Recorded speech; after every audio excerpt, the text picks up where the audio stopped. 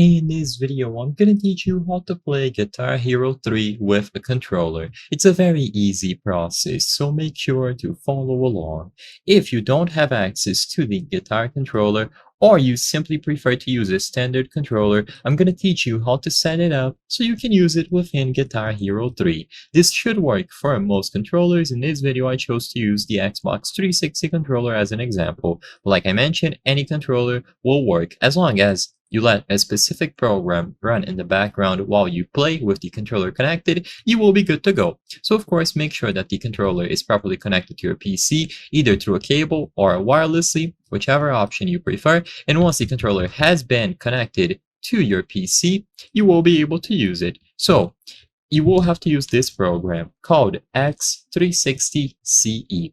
So go to x360ce.com, and even though it says Xbox 360, you should be able to use it for most controller models. So just download it here, and once you choose the option to download, you will be able to set it up.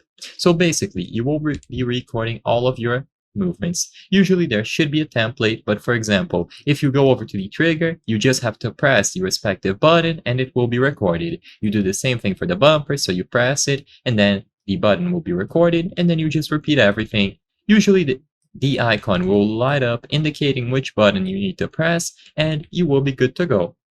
Now, if you see this option here as well under advanced, enable it, pass through, and then device subtype guitar.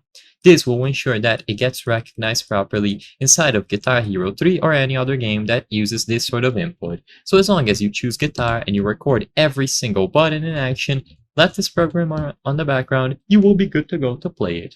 I hope I was able to help you on how to play Guitar Hero 3 with a controller. If this video helped you, please be sure to leave a like and subscribe for more very easy tips. Thank you for watching.